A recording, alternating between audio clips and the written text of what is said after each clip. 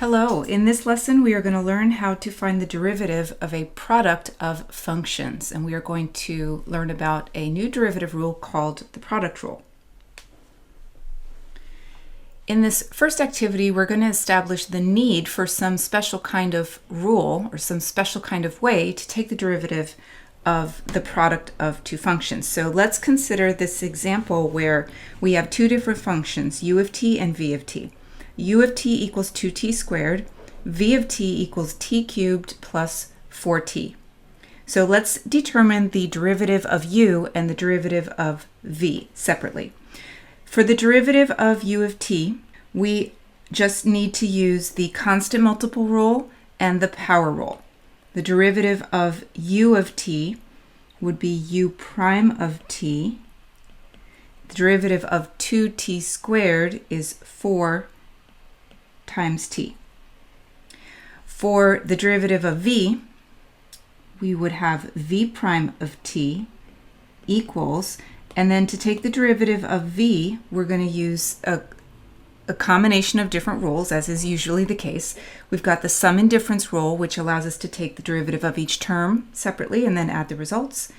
For t cubed, we're going to use the power rule. For 4t, we're going to use the constant multiple rule. So the derivative of t cubed is 3t squared, and the derivative of 4t is 4. So now I have u prime equals 4t, v prime equals 3t squared plus 4. For part B, we're defining a new function p of t. P of t equals 2t squared times the quantity t cubed plus 4t. So notice that this is just u of t multiplied by v of t. That's what this new function is. It's just u times v.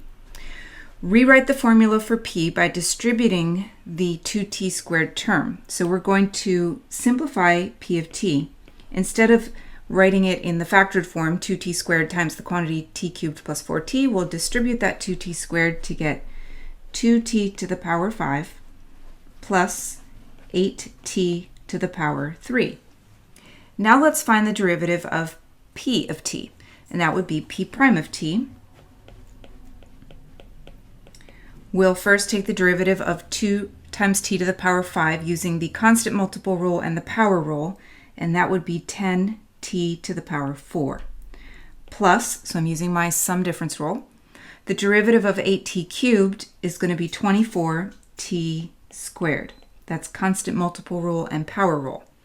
So there is p prime of t. Now p prime of t, remember, is the derivative of u times v. So is it true or is it false that the derivative of u times v is the derivative of u times the derivative of v?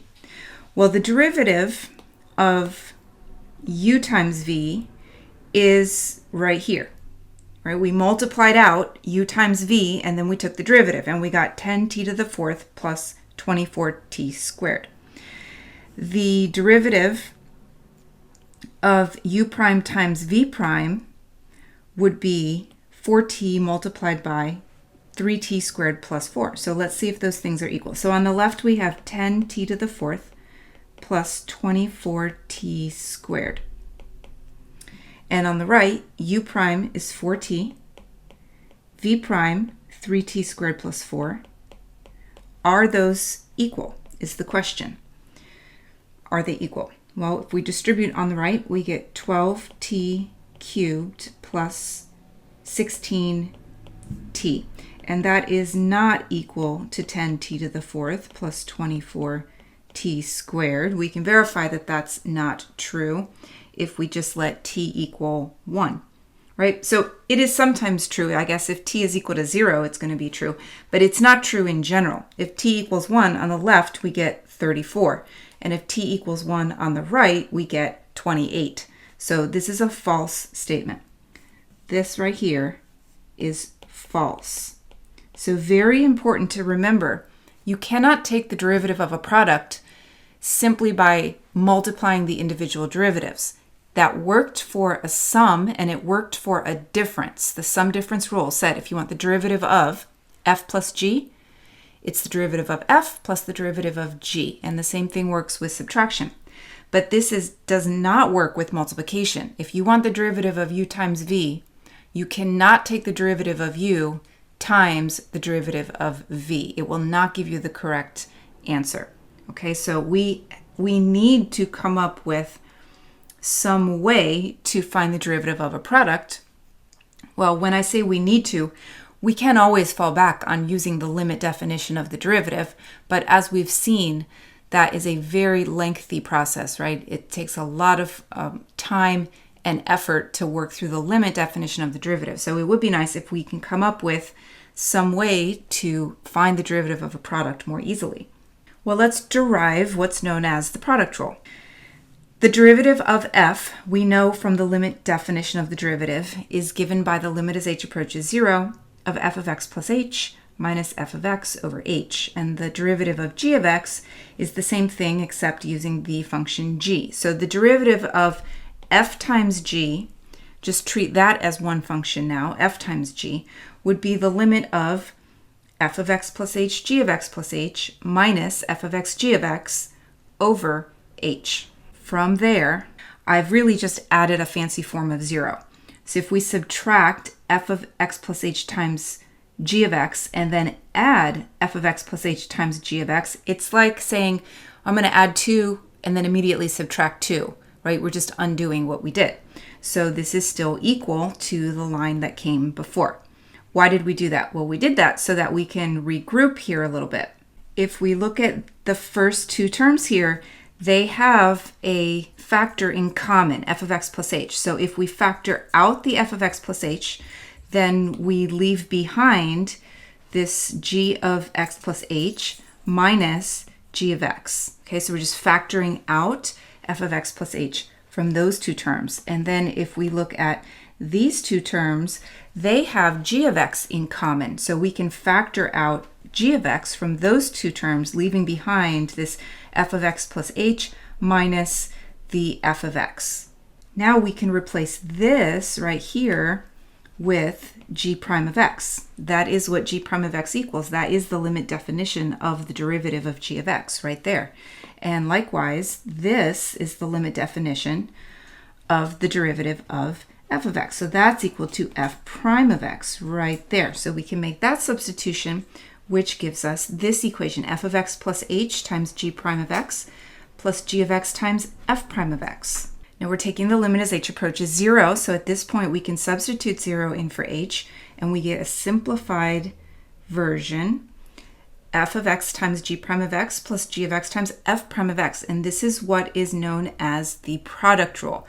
Now, addition is commutative, so it doesn't matter if I write this term first or this term first when I'm showing the sum.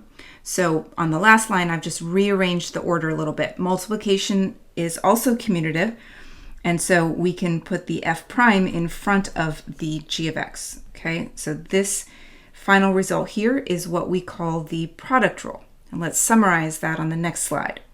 If h of x equals the product of two functions, f of x times g of x, then the derivative of h is equal to f prime of x times g of x plus f of x times g prime of x. And because we're using function notation, that's a mouthful to say. So typically, people will learn it as h prime equals f prime g plus f g prime, just sort of dropping the function notation to make it a little easier to say and hopefully a little easier to remember. F prime g times f g prime. Now our functions don't have to be called f and g. They really could be called by any function name. So we don't want to just rely on memorizing f prime g plus f g prime. It's more important to recognize that the derivative is the derivative of the first factor times the second function plus the first function times the derivative of the second function. So often when I am doing product rule, instead of saying to myself in my head f prime g plus f g prime, I'm saying derivative of first times second plus first times derivative of second, where first is the first factor in the product and second is the second factor in the product. So I would treat here the f of x, I call that first when I'm doing this mentally, and the g of x, I call that second. All right, we've got our first factor and our second factor. So again, when I'm working through it, taking the derivative using the product rule, what I'm saying to myself in my head is derivative of first times second plus first times derivative of second.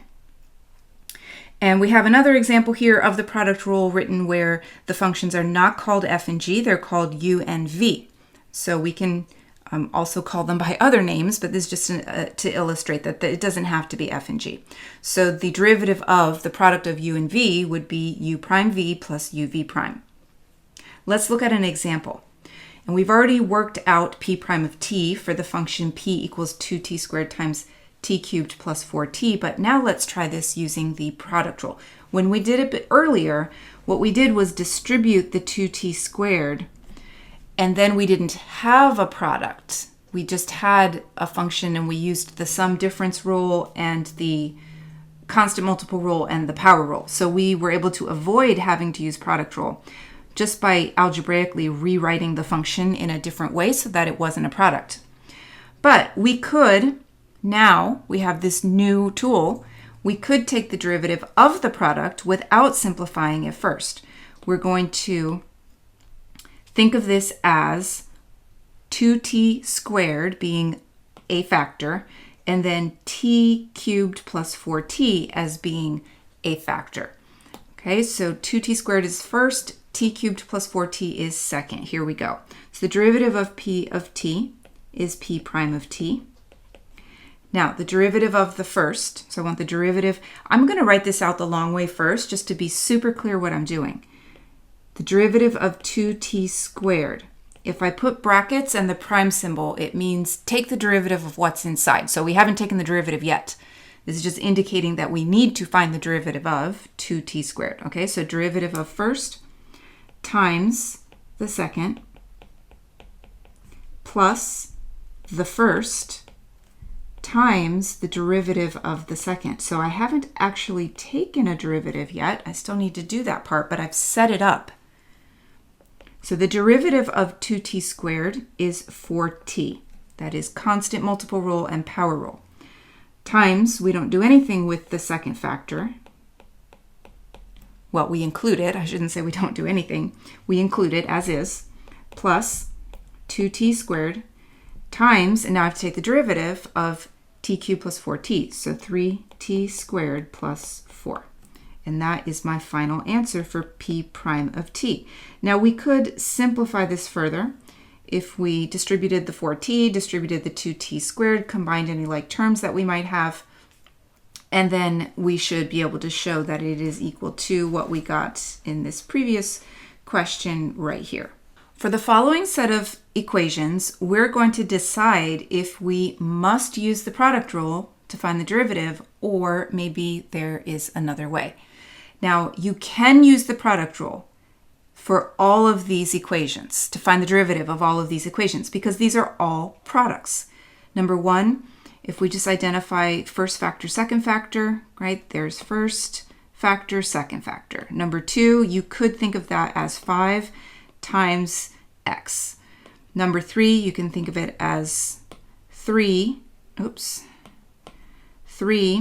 times, and then sine of x as your second factor, and so on. So all of these, you can think of them as products, and you can find the derivative using the product rule. But for some of these, there is a easier way, maybe a better way than product rule.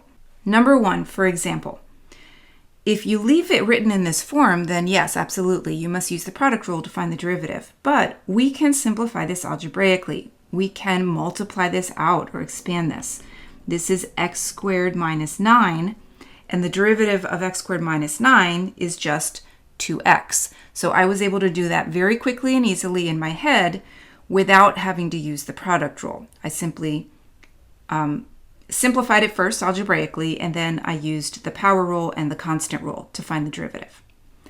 Number two, yes, we can think of this as 5 times x and apply the product rule, but we can also just use our constant multiple. rule, and the derivative of y would just equal 5. I mean, that one I can do in my head just by looking at it. Y prime equals 5. So it would be overkill to apply the product rule. It would be unnecessary work and time.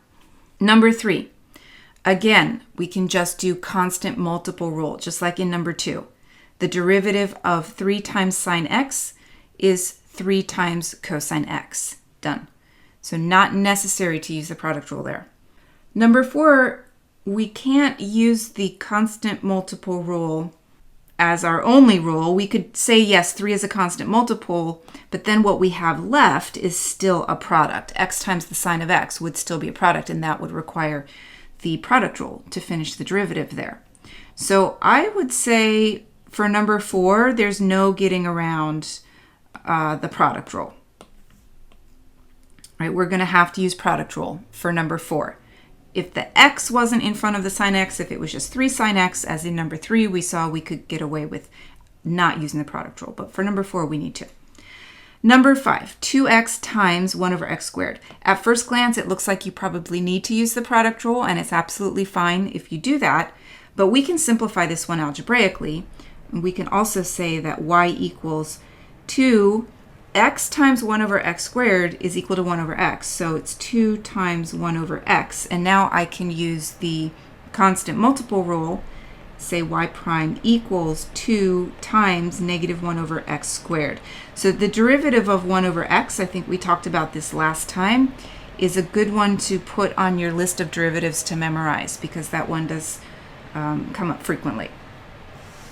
All right, number 6. 2 to the x times 3 to the x is definitely a product. We can use the product rule to take the derivative, but we can also simplify this algebraically. 2 to the x times 3 to the x equals 6 to the power x, and then we could just use our exponential rule to take the derivative. Number 7, we can distribute the square root of x. So we would get 3 times x root x. Now, x times the square root of x is the same as x to the power 3 halves. So I would prefer to write it that way so that I can use the power rule when I'm taking the derivative. Minus 4 root x. Now that one we can also write as x to the power 1 half, but since I've memorized the derivative of square root of x, I would prefer to leave that one in radical form. All right, so we don't have to use product rule there. We can simplify algebraically and use constant multiple rule and power rule. Number 8, secant x times cosine x. This is another one. At first glance, it looks like you probably have to use the product rule. However, if you know your trig identities, we can rewrite secant x as 1 over cosine x. And then this whole equation just simplifies to equal 1. And the derivative of 1 is 0. So very easy to take that derivative without using the product rule. We're just using the constant rule. Number 9, y equals sine x times cosine x. Again, if you know some trig identities, you can rewrite this in a different way. This is equal to 1 half times the sine of 2x. And if you write it that way, you don't need the product rule in order to find the derivative, but you do need something called the chain rule, which we have not learned yet. So for now, I'm going to say the only way we know how to find the derivative of that would be to use the product rule. And then number 10, y equals theta sine theta. When you see theta, that's just naming the variables by a different name. Think of it just like an x. I could write y equals x sine x, and it would be an equivalent equation. So this one, we're going to have to use the product rule. The product rule here. We've got theta as one factor, and then sine theta as the next factor, the second factor. Okay, here we're going to go through a few examples. The derivative of x squared e to the x, and we are practicing some other notation. Remember, this is another notation we have for derivative. What's in the parentheses is what we're taking the derivative of, and the dx on the bottom here indicates we're taking the derivative with respect to the variable x. In other words, x is defined now as our independent variable. When we think of slope, it's change in something over change in something. And so the with respect to is just telling us how is the numerator changing with respect to the denominator. So we want to take the derivative of this product. We've got first factor x squared second factor e to the x. Okay, so remember, we're thinking of this as first, second, but you could also think of it as f equals x squared, g equals e to the x, and then for the derivative, you want f prime g plus fg prime. Okay, whatever works best for you. But again, I like to say to myself, derivative of first times the second plus the first times the derivative of the second. I'm going to do that one more time, and I'm going to write all the work out, so I'm not doing anything in my head. It's the derivative of the first. So I haven't taken the derivative yet when I write it like this. It just reminds me that I need to take the derivative of the first times the second plus the first times the derivative of the second. So that's very clearly showing me what I need to do now. Then we find the derivative of x squared, which is 2x, multiply it by e to the x, plus x squared times the derivative of e to the x. And the derivative of e to the x is e to the x. Okay, so there is our answer. And that looks like it matches D. Yes, that matches D. Okay, next we have the derivative of x times e to the x. So we will think of x as our, let me make that a little smaller. Think of x as that first factor and e to the x as the second factor. Okay, so it's derivative of the first times the second plus the first times the derivative of the second. So the derivative of x is 1. 1 times e to the x plus x times the derivative of e to the x, which is e to the x. So it's e to the x plus x e to the x. That would be choice B. Here, again, we can jump straight into product rule. The first factor, t squared plus 3. The second factor, e to the power t. So I'm going to take the derivative of the first factor times the second factor plus the first factor times the derivative of the second factor. You don't have to write those multiplication dots. Multiplication is implied by the brackets. Okay, so derivative of t squared plus 3 is 2t. So 2t times e to the t plus t squared plus 3 times e to the t. And that matches choice A. Here, the derivative of x cubed times 4 to the power x. So x cubed is our first factor, 4 to the x is our second factor, and the derivative will be derivative of the first times the second plus the first times derivative of the second. Derivative of x cubed is 3x squared times 4 to the x plus x cubed times the derivative of 4 to the x. We have to use the exponential rule. 4 to the x, ln 4. And that matches choice D. For this next example, we don't have equations for f of x and g of x, but we do have their graphs. We have a new function p of x defined as the product of f times g. If g prime of negative 4 equals 2, what is p prime of negative 4? If we want to find p prime of negative 4, the first thing we're going to have to do is find p prime of x in general. And once we find p prime of x, we can simply substitute negative 4 in for x, and that will give us p prime of negative 4. So p prime of x is derivative of the first factor. So the derivative of f of x is f prime of x. We have to keep our notation general, times the second factor, so times g of x, plus the first factor, f of x, times the derivative of the second factor, so times g prime of x.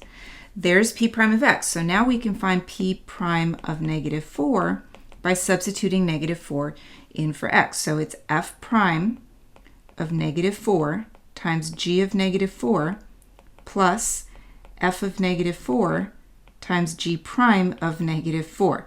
Now, some of this information we'll get from the graph. Some of it is given. We know that g prime of negative 4 equals 2. So that's this part right here. F prime of negative 4. F prime of negative 4. Let's look at the graph of f and see what's happening at x equals negative 4.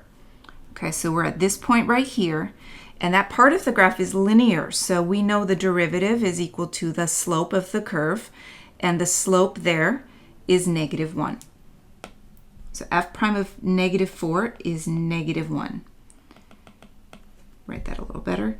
Negative 1 times g of negative 4. G of negative 4 we will read from the graph. So g of negative 4 is this point right here. The y-coordinate is 8. Plus f of negative 4, we want to read that point from the graph. That, again, that's that point right there. F of negative 4 equals negative 1. So we have negative 1 times 8, which is negative 8, plus negative 1 times 2, which is negative 2. So altogether, that is equal to negative 10. Find the equation of the line tangent to the graph of P when x equals negative 4.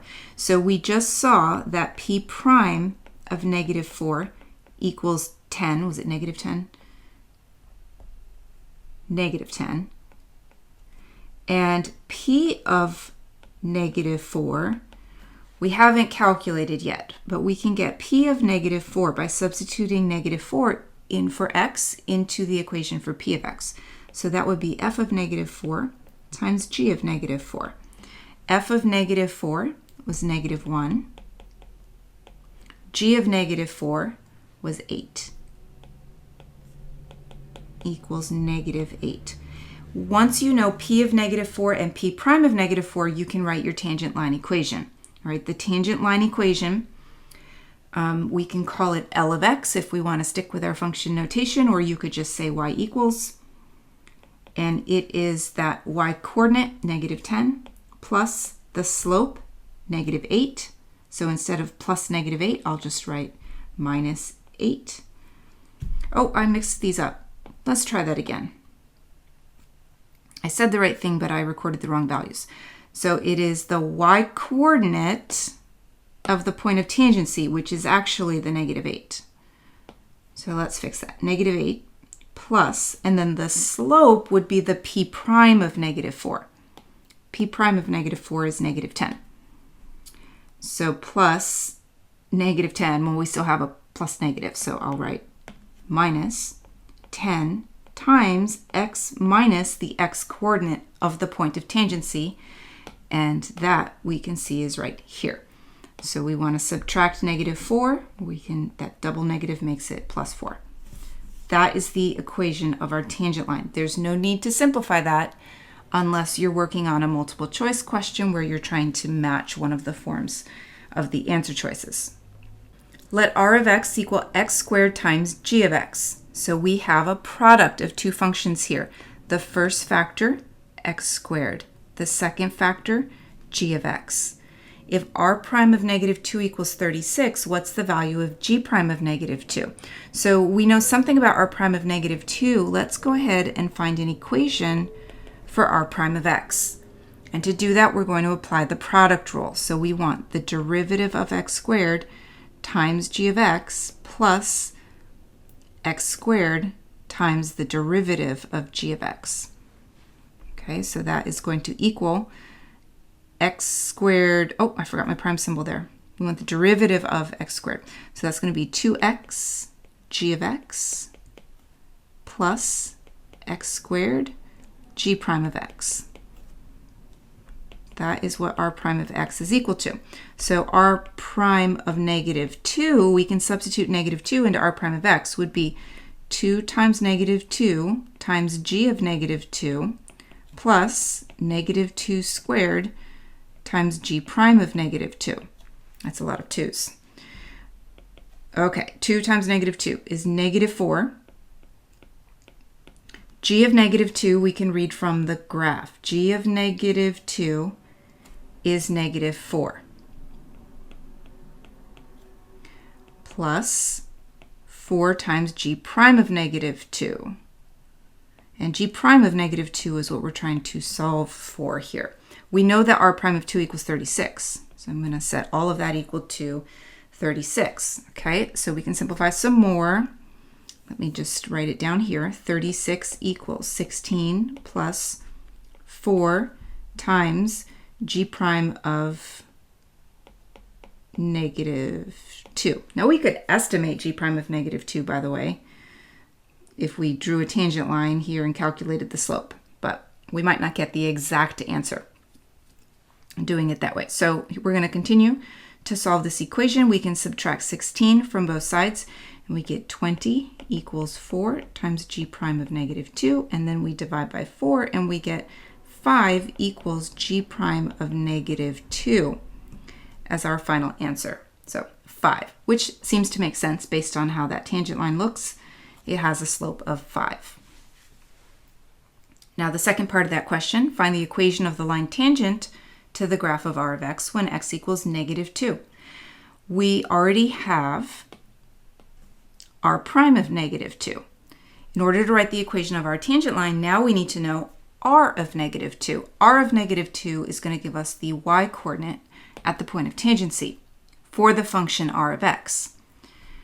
So r of negative 2, I'm going to go to the function for r of x right here, and I'm going to substitute negative 2 in for x. So it would be negative 2 squared times g of negative 2. G of negative 2, we can read from the graph, it's negative 4. So 4 times negative 4 is negative 16. Okay, so I've got negative 16 as my y-coordinate when the x-coordinate is negative 2. So point of tangency, not for this graph that we're seeing, because we're seeing the graph of g of x, but we're writing the equation of the tangent line for r of x, which is not the graph we're looking at.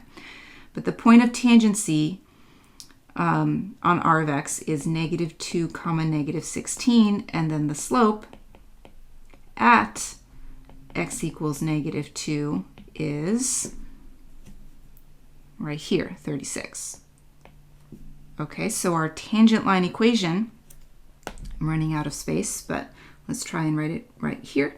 Y equals that y-coordinate plus the slope times x minus the x-coordinate. We can have a double negative again. So negative 16 plus 36 times the quantity x plus 2. Let's try a table problem. Let f and g be differentiable functions. Estimate the value of f prime of 3.5. We're going to estimate by choosing two surrounding points. So we're going to use a central difference here.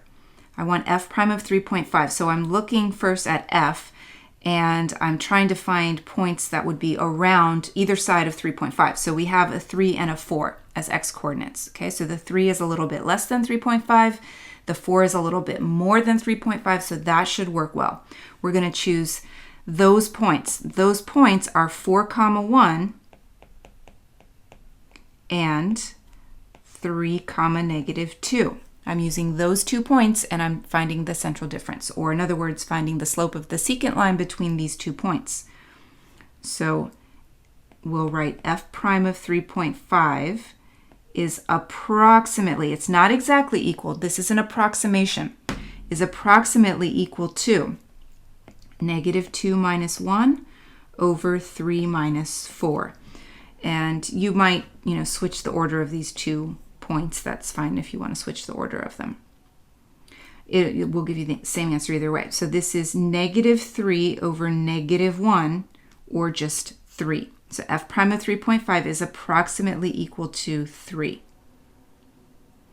Number 2, if q of x equals 2 times f of x minus 4 times g of x, what is q prime of 4? So first we need q prime of x. Let's take the derivative of this equation. The derivative of 2 times f of x is 2 times f prime of x. We're using the constant multiple rule.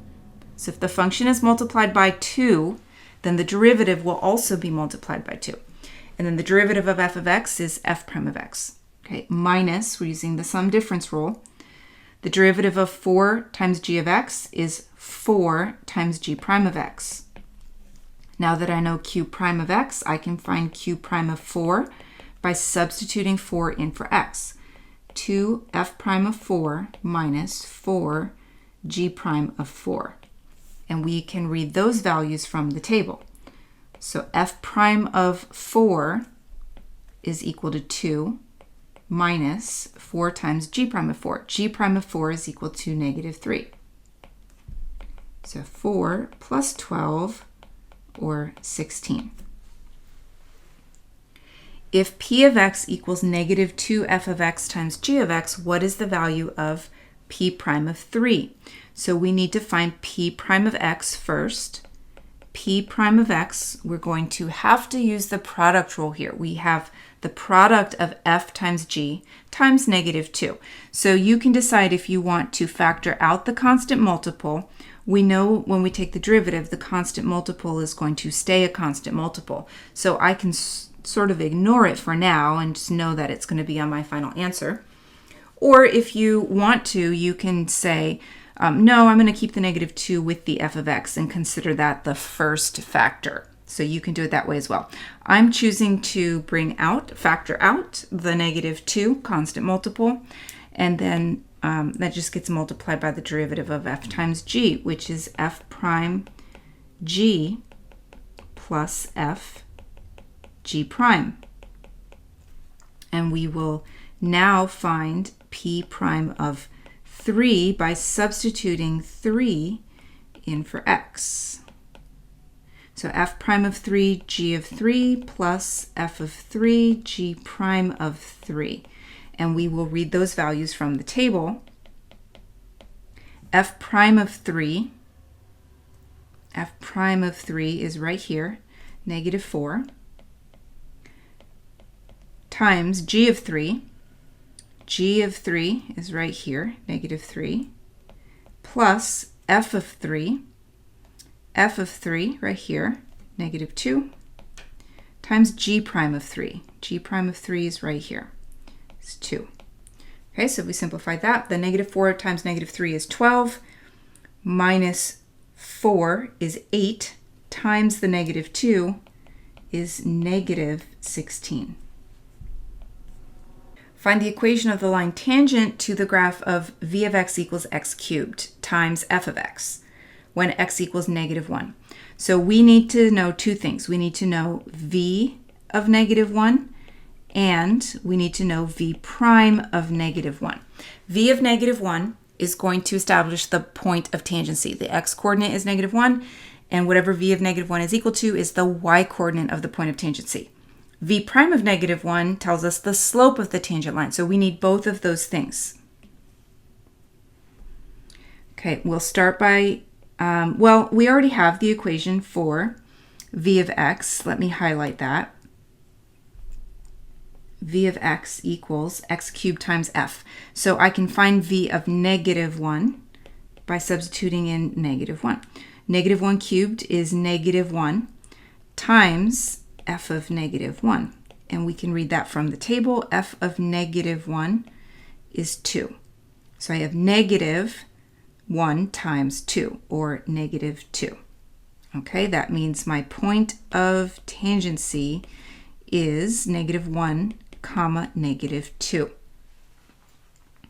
Now to get the slope of the tangent line, we need to find the equation for v prime of x, after which we will substitute negative 1 in for x. So v prime of x, we're going to use the product rule. X cubed is the first factor. F of x is the second factor. So derivative of x cubed times f of x plus x cubed times the derivative of f of x.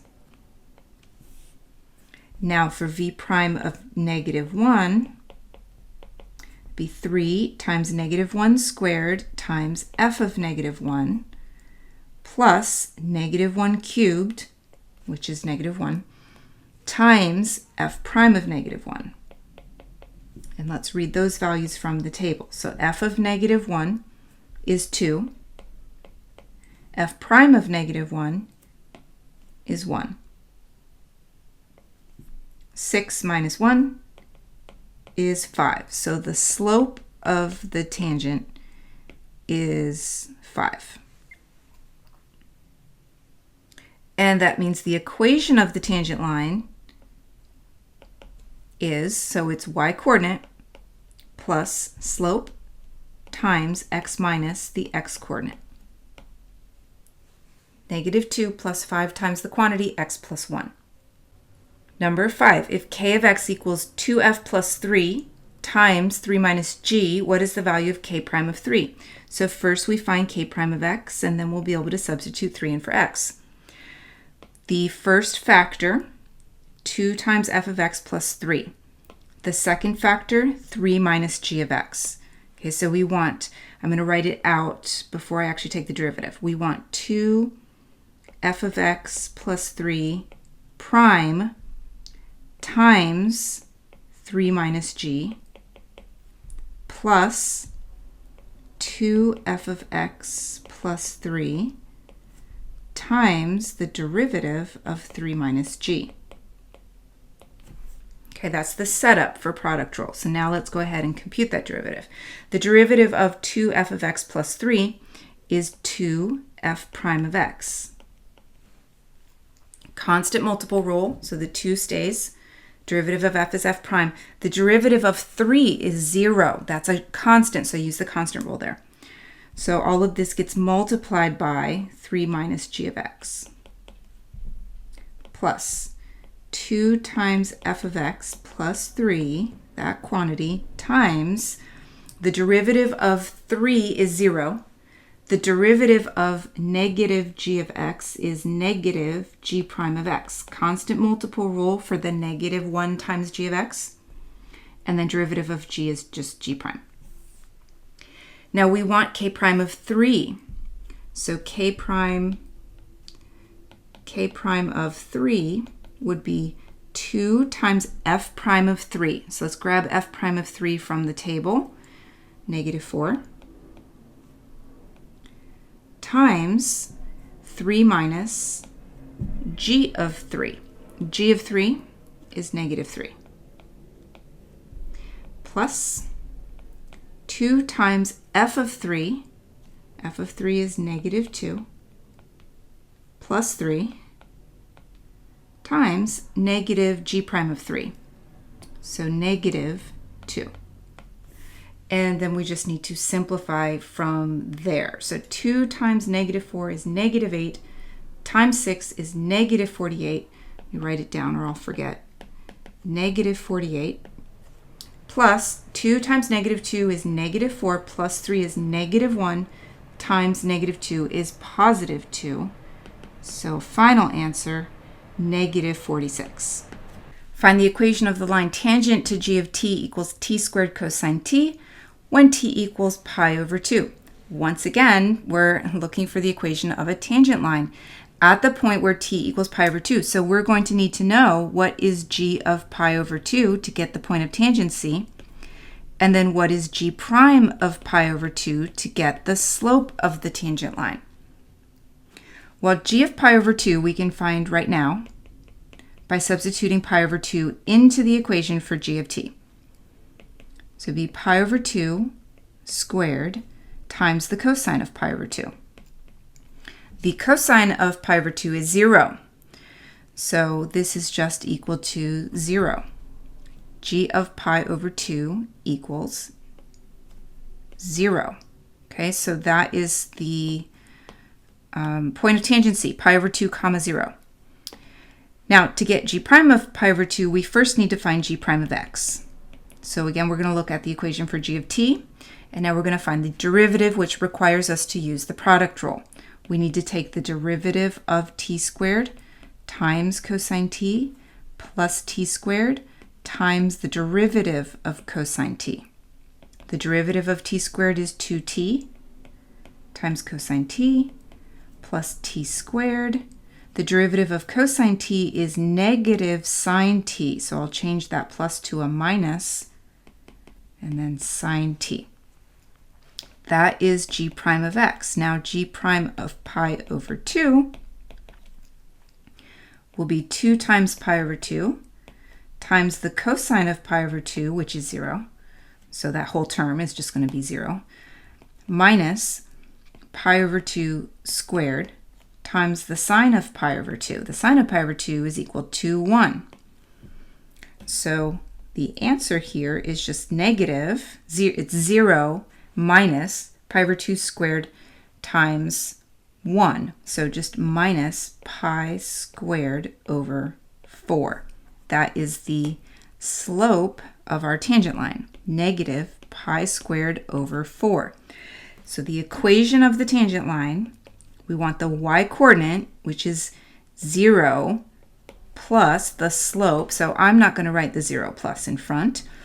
We can drop that. So, but it's 0 plus the slope, which is negative pi squared over 4, times x minus the x-coordinate.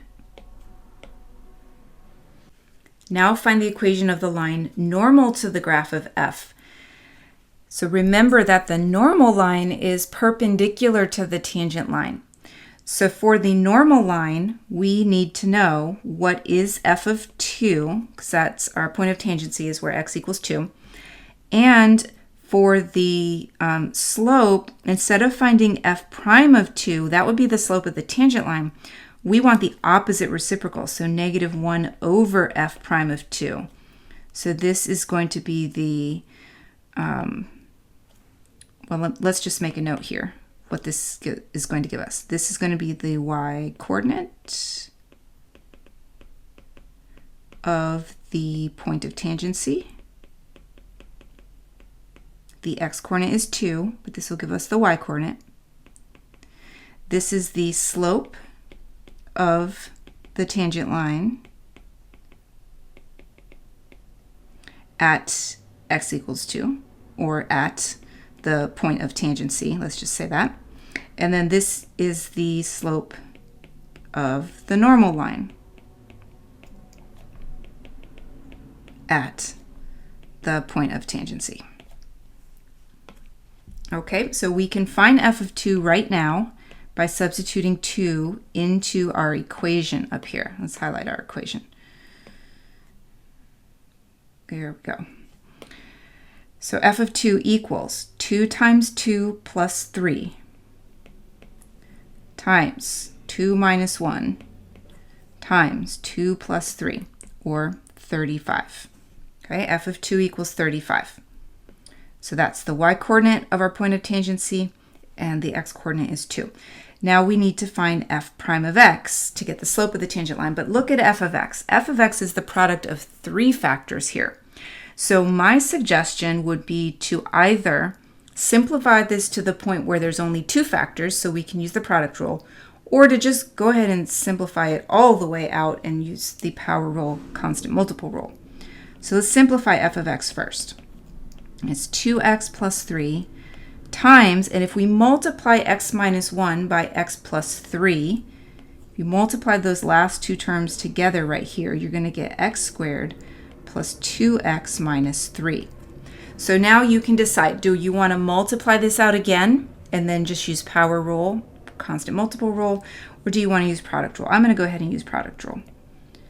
F prime of x equals, it's the derivative of 2x plus 3, which is just 2, times the second factor here, plus the first factor, times the derivative of the second factor, which is 2x plus 2. So I still have a lot of multiplying to do. And actually, we don't have to simplify f prime of x, because really the goal is to find f prime of 2. So you know what? I'm not going to simplify that all the way. I'm just going to substitute in the 2 at this point. So 2 times 2 squared plus 2 times 2 minus 3 plus 2 times 2 plus 3 times 2 times 2 plus 2. So 2 times 5 plus 42, 10 plus 42 is 52. So 52 is the slope of the tangent line. We have to be careful here. That's not the slope of the normal line. Opposite reciprocal is the slope of the normal line.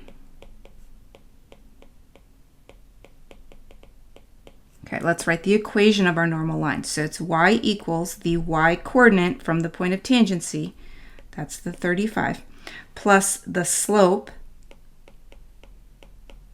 times x minus the x coordinate from the point of tangency. So y equals 35 minus 1 over 52 times the quantity x minus 2. For this last set of equations, this is just practice applying the product rule. So I would encourage you to pause the video here and try a few of these for practice. And then I'm going to show the answers here in a moment.